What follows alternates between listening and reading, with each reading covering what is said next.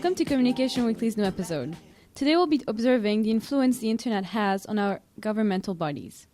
We are introduced to this topic in the subject called e-government, democracy and technology. The internet has not only changed the way we socially interact, the way we consume, just as the way we inform ourselves, the internet has also had an influence on the way that governments operate. That means that the internet has created a platform for governments in order to actually communicate with their citizens at all times. But in order to see if the citizens even realize this, Valentin will ask our students about it.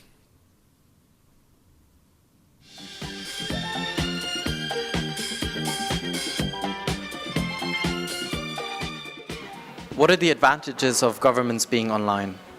Well, for Americans specifically, they put a special emphasis on having politicians on Facebook and social networks. And for many, I think it brings them closer to them and makes it more personal, because Obama, for example, has an album with his family, pictures of his family and his children. And some might think that it makes the politician more personal. More information is available to the public, but on the other hand, I think there is an issue of privacy. On their hand, because politicians many times get situations out of control as they're made available to the media, and many times their political careers is determined by details which are exploited by the politicians they're facing. I've actually never heard of governments being online. I wouldn't quite know what to imagine by it, but I would think that they'd provide a website of some sort. Okay, so since you say that already, I assume you haven't had any personal experience with governments being online. No, none whatsoever. No, but close friends that are members from associations have told me in the past that many times they have ended in newspapers for minor things that have been just exaggerated for political purposes. Okay, thank you so much. You're welcome, guys. That will be In Germany, they don't do it so much because it's a different system to America, and I personally wouldn't use it because I think a politician does what he does, and I don't want to know about his family. I just want to see that he does his job. Okay, thank you.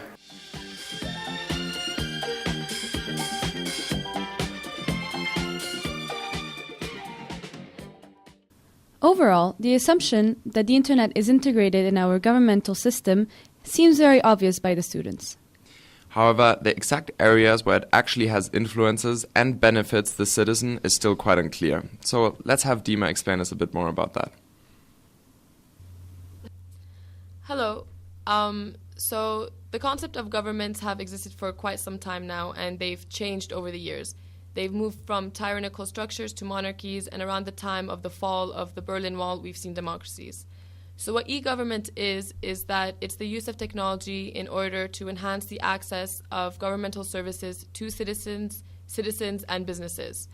Governments have recently found the advantage of online platforms and used it to create a better business environment, just as improving the productivity and efficiency of governmental agencies through online work processes. Furthermore, they also try to impact the quality of life for disadvantaged communities through active citizen participation and providing a platform for citizens online instead of them standing in line. However, this is also the biggest issue of e-government, and it's what they're trying to resolve, is that governments often don't try hard enough to increase participation, yet others have already managed to do so. So this is mainly due to the lack of platforms to connect governmental spokesmen to the public. This is also highly criticized by citizens whose governments do not provide these online platforms. It is the only advantage of the internet usage in governments for the public.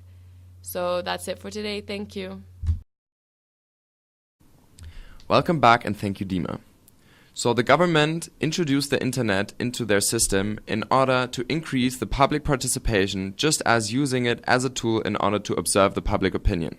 Furthermore, it is also very useful to help them do their administrative work revolving around all the citizens. The public participation of the citizen, however, depends on the platform that is made available to the citizen in order to communicate and contribute to governmental decisions.